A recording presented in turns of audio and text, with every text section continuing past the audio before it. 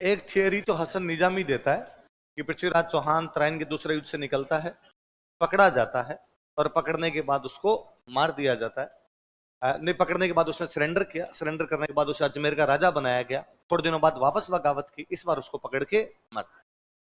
एक थियरी देता है चंद बरदाई। कौन देता है? कौन सी बुक में? पृथ्वीराज। वो कहते हैं पकड़ा, पकड़ के यहां से गजनी ले गए। कहां पे ले गए? और गजनी ले जाके गौरी ने उसको जेल में डाल दिया और उसकी दोनों आंखें निकाल दी। चंद्रबरदाई कहता है कि पृथ्वीराज मेरा बहुत अच्छा दोस्त था, मैं उसके पीछे पीछे गया, जेल में मिला उससे जाके, और मुझे पता चला कि जेल में उसकी दोनों आंखें निकाल दी गई। मैं गौरी से मिला और मैंने गौरी को जाकर कहा कि गौरी, हमने तेरे को पकड़ा था और तेरे को वापस छोड़ दिया था, और तूने हमारे राजा को पकड़ा और पकड़ के इसकी क्या निकाल दी? गौरी ने कहा तुम्हारी भारतीय संस्कृति कहती है कि दुश्मन के आंखें नहीं निकालनी चाहिए, तुमने मेरी नहीं निकाली। हमारी संस्कृति कहती है दुश्मन को पकड़ दे आंखें निकालनी चाहिए, तो हमने निकाल ली, और अभी तो आंखें निकाली वैसा मारेंगे हम। और चंद्रप्रदाई कहता है कि मैंने गौरी को कहा कि गौरी, तूने भले ही हमारे राजा की आंखें निकाल ली हो, पर हमारे राजा के पास में एक अद्वितीय शक्ति है, यूनिक पावर है। क्या पावर है? तो क्या हमारा राजा शब्द भेदी बाण चलाना जानता है। क्या चलाना जानता है? वो आवाज पे तीर चला सकता है। गौरी ने कहा मैं ही मिला सुबह से ये मजाक करने के लिए। भाई साहब जिसकी आंखें नहीं है, दिख ही नहीं रहा है, वो कैसे तीर चला देगा आवाज सुन के? और चंद्रप्रदाय ने कहा कि गौरी, तुम भारत को पूरा जानता ही क्या है, हमारे तो अयोध्या के राजा थे भगवान श्री राम के पिता महाराज दशरथ। कौन थे? शब्द भेदी बाण चलाना जानते थे। अक्सर वो अयोध्या के पास एक नदी निकलती है सरयू। कौन सी है? सरयू जी के पास जाकर बैठ जाते। रात के अंधेरे में जब कोई जंगली जानवर नदी का पानी पीने के लिए आता, जैसे अपना मुंह डालता, छपाक की आवाज आती, महाराज दशरथ तीर मारते और जानवर का शिकार कर लिया करते। एक दिन उसी प्रकार वो रात को बैठे हुए थे। बदकिस्मती, उस दिन वहां पर जानवर की जगह अपने अंधे माता पिता को तीर्थ यात्रा कराता हुआ श्रवण कुमार अंधे माता पिता के लिए पानी लेने के लिए आया। जैसे उसने पानी का बर्तन डाला, छपाक की आवाज आई, महाराज दशरथ ने तीर चलाया, श्रवण कुमार को मार दिया। तीर लगते ही श्रवण कुमार की चित्कार सुनी, महाराज दशरथ भाग के, उनको लगा गलत काम हो गया। उन्होंने पूछा कि नवयुवक कौन हो तुम? श्रवण कुमार ने कहा इतना पूछने का समय नहीं है, ना बताने का समय। हे राजन, मेरे अंधे माता पिता मेरा इंतजार कर रहे हैं पानी के लिए, प्लीज जाओ और उनको पानी पिला दो तुम। महाराज दशरथ पानी लेकर गए। श्रवण कुमार के अंधे माता पिता को जाकर कहा कि मेरे से गलती हुई है, मैंने आपके पुत्र को मार दिया है, मैं प्रायश्चित करना चाहता हूँ, कन्फेंस करना चाहता हूँ, आप प्लीज मेरे साथ चलिए, मैं आपको रखूंगा, मैं 4 धाम की यात्रा करूंगा, मुझे माफ कर दीजिए या मुझे सजा दे दीजिए आप। अंधे माता पिता ने रोते रोते कहा कि हे महाराज दशरथ, हम कौन होते हैं तुम्हें सजा देने वाले? तुम शक्तिशाली सम्राट हो, पर हम तुम्हें श्राप देते हैं। जिस प्रकार आज हम दोनों अपने पुत्र वियोग में तड़प तड़प के मरेंगे, एक दिन इसी प्रकार तुम पुत्र वियोग में तड़प तड़प के। समय का चक्र घूमा। महारानी कैकेयी को दिए गए 2 वरदानों के कारण भगवान श्री राम को 14 वर्ष का वनवास और भरत को राजतिलक किया गया। भगवान श्री राम जैसे ही वनवास के लिए पधारे, महाराज दशरथ उसी प्रकार तड़प तड़प के मरे जैसे श्रवण कुमार के अंधे माता। चंद्रप्रदाय ने कहा गौरी, यदि महाराज दशरथ तो शब्द भेदी बाण ना चलाते तो हमारी तो रामायण ही नहीं होती। और तू कहता है कि शब्द भेदी बाण नहीं होता है। गौरी ने कहा यदि ऐसा होता है तो सुल्तान कारनामा देखना पसंद करेगा। पक्का? 2 दिन बाद में सुल्तान एक स्टेज पर आके बैठा, मंच पर आकर बैठा, इधर पृथ्वीराज चौहान को खड़ा किया, सामने घंटी बांधी गई कि घंटी पर जैसे ही टन की आवाज आएगी और पृथ्वीराज चौहान को वहां पर तीर चलाना है। और चंद्रबरदाई कहता है कि मैं वहीं खड़ा था और मैंने पृथ्वीराज चौहान को कहा कि पृथ्वीराज, अपने घंटी पर तीर चलाने की कोई आवश्यकता, कि गौरी बैठा तेरे बराबर में, गौरी को सल्टा दे आज। और पृथ्वीराज ने कहा कि यार अब मुझे पता नहीं वो कितनी दूरी पर बैठा है एग्जैक्टली, जब दूरी नहीं पता हो तब तक मुझे क्या पता चले किधर तीर चलाऊं। और चंद्रबरदाई कहता है कि मैं बता दूंगा। 4 बांस 24 गज अंगुष्ठ प्रमाण, ताऊ पर सुल्तान हर मत चुके चौहान। 4 बांस लगा दे इतना, 24 गज, गज होता है गज, फुट अपने नापते हैं, 4 बांस 24 गज, अंगुष्ठ 8 अंगुलियां, 4 बांस लगा दे, फिर 24 गज और बाद में 8 अंगुल, इतनी दूरी पर गौरी बैठा हुआ। 4 बांस 24 गज अंगुष्ठ प्रमाण, ता ऊपर सुल्तान है, इतने के ऊपर कौन बैठा है? मत चुके चौहान, आज चौहान चूकी। आगे पृथ्वीराज ने तीर चलाया और तीर चला के गौरी को मार।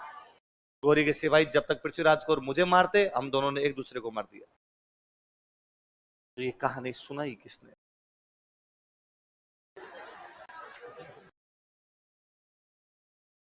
एक मूवी है हॉलीवुड की, देखना कभी, pirates of the Caribbean.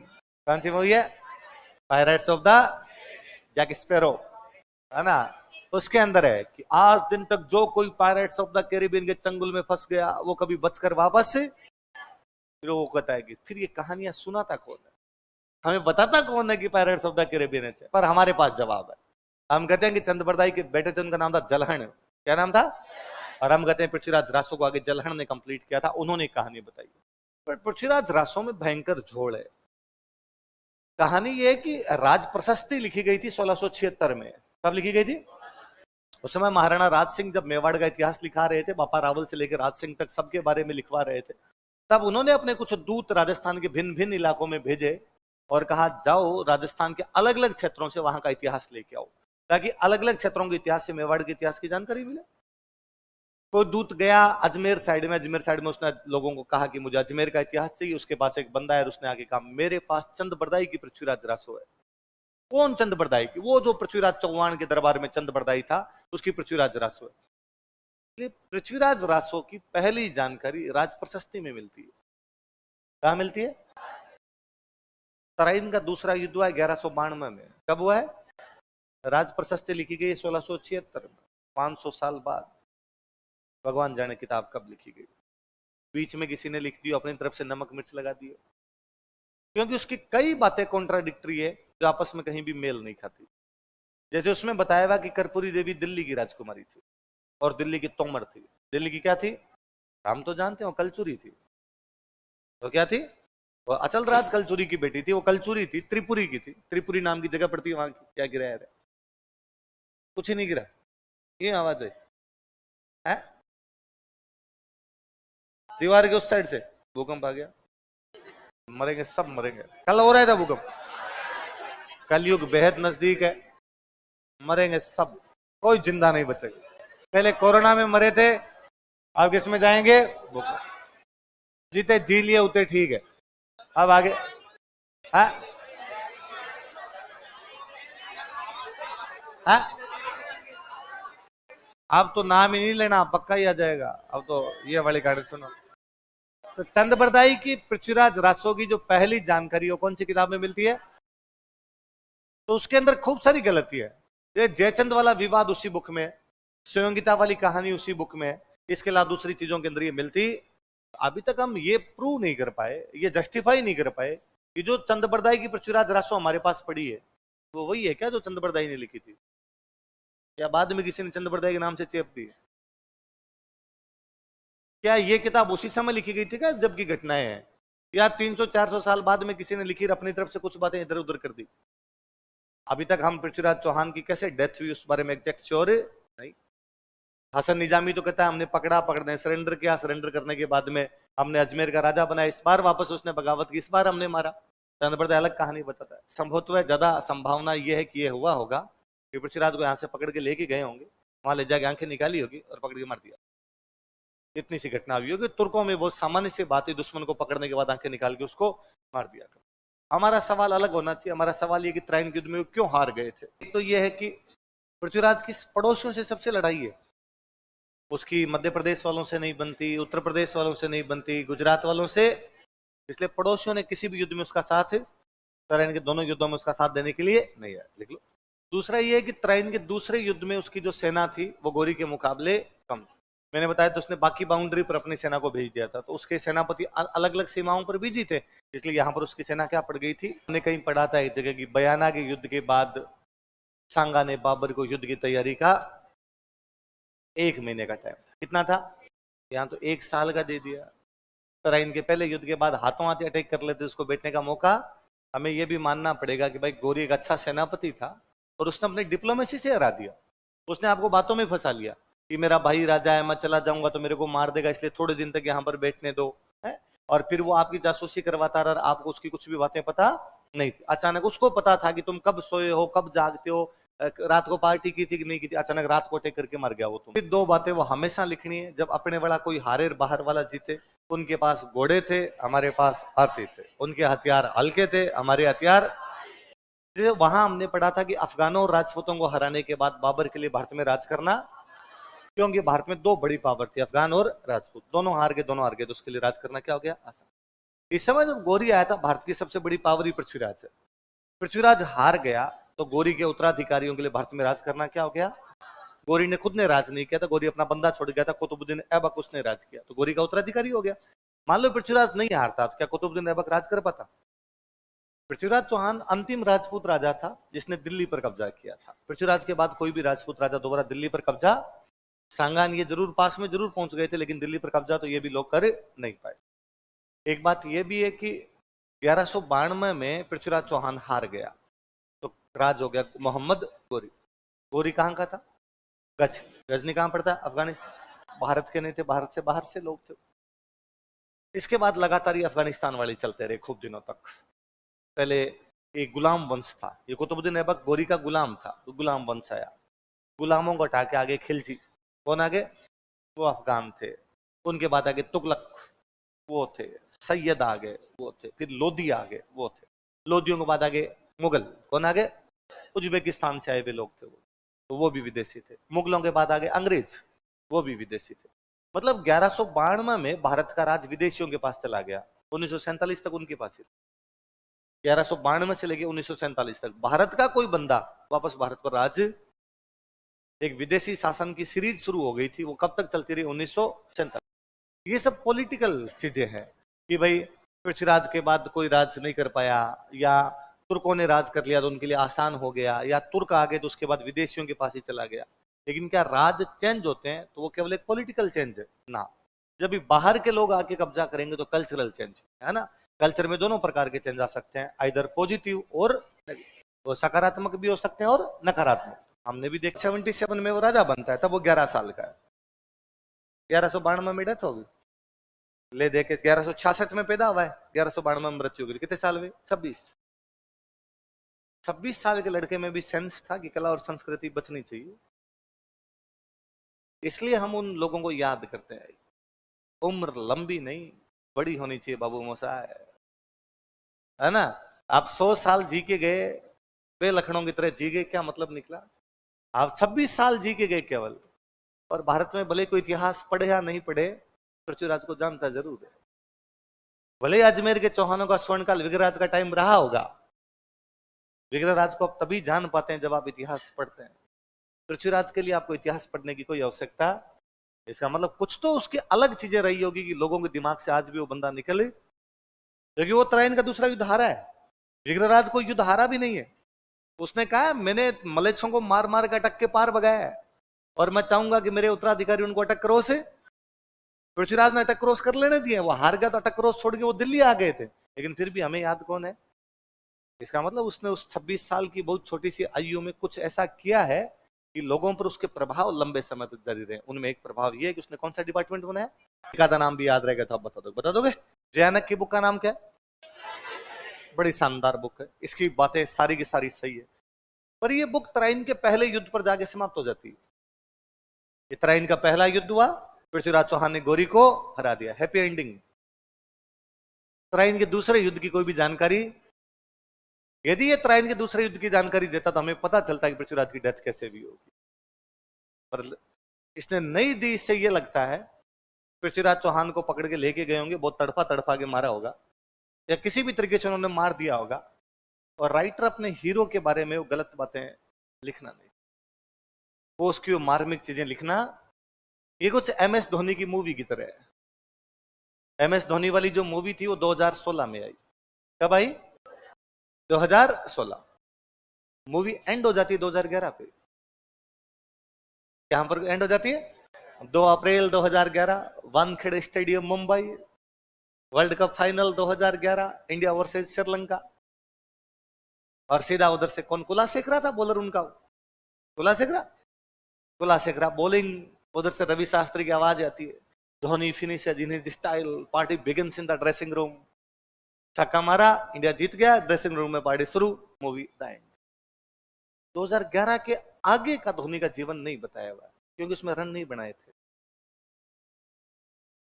Movie Dhoni के बारे में बुरी बातें बतानी, उसने कहा हैप्पी एंडिंग यार, जीत गए थे, रेडी है मामला, आगे क्यों बताना है, यहां तक सब जो अच्छा अच्छा है वो सब बता दिया जाए।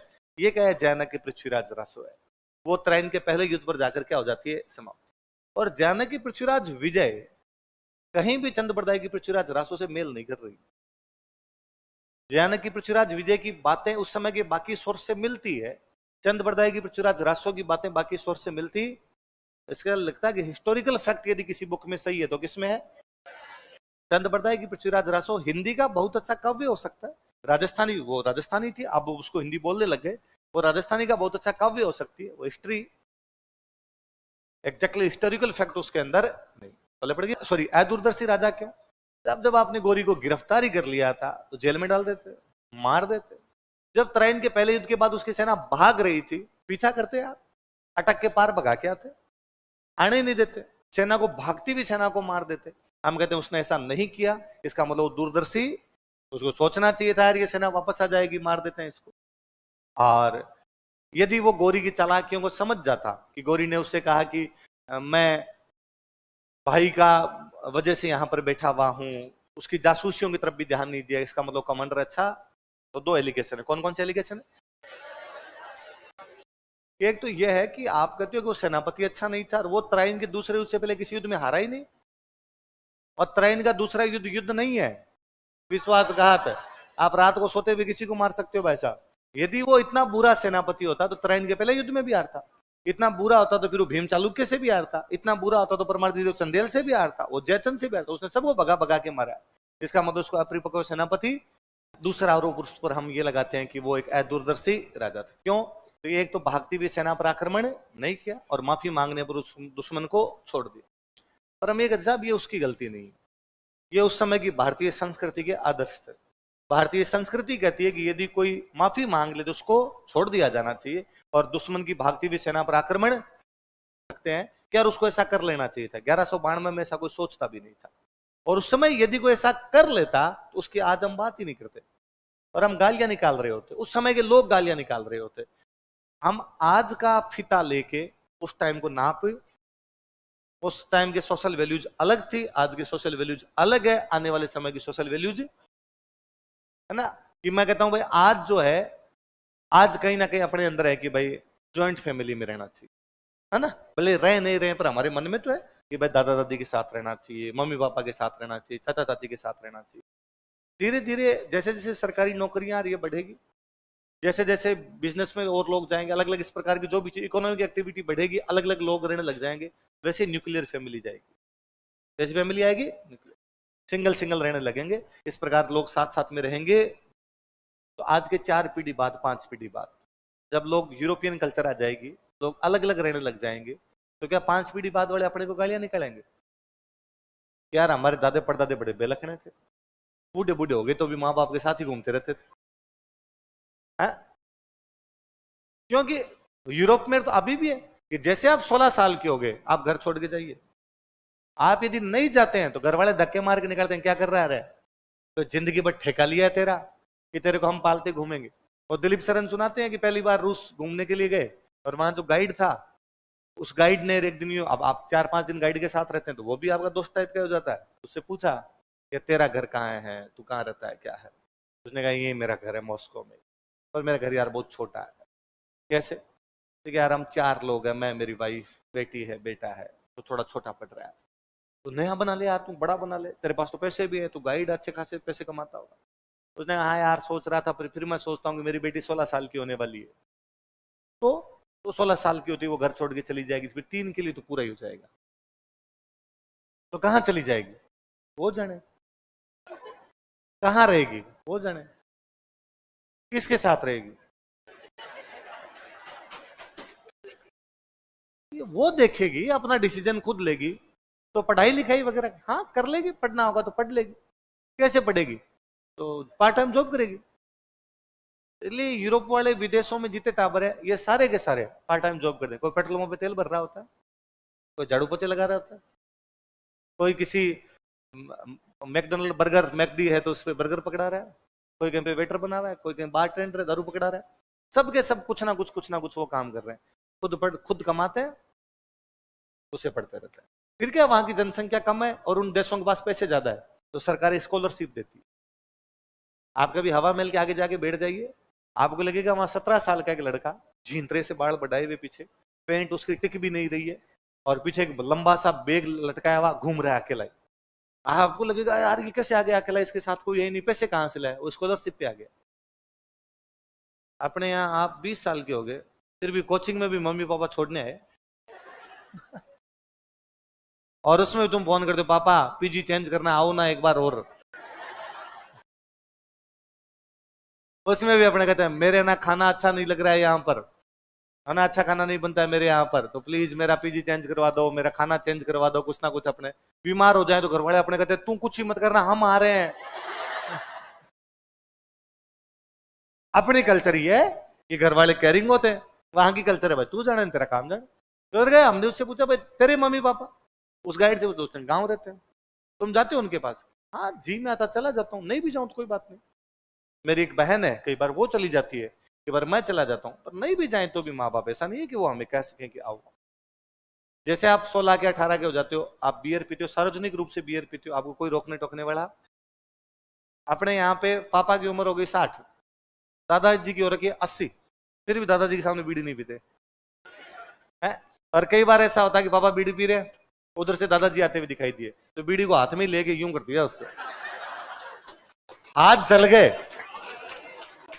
पता दादाजी को भी है कि पिता है ना। कई बार दादाजी कह देते हैं पोते, जैसे अपने तो अपने जाकर दे के अंदर तेरे पापा का बंडल पड़ा हुआ ला देखे।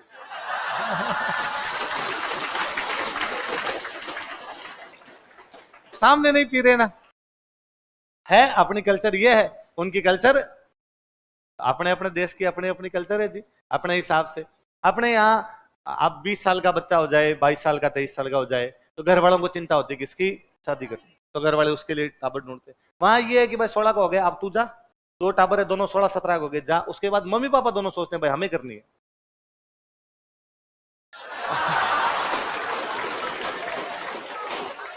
तो अपना पार्टनर ढूंढ रहे होते हैं, और भले लोग हैं बाकायदा, यदि दोनों एक दूसरे को बताते हैं भाई मैं नया पार्टनर देख रहा हूं, तू भी तेरा नया देख ले,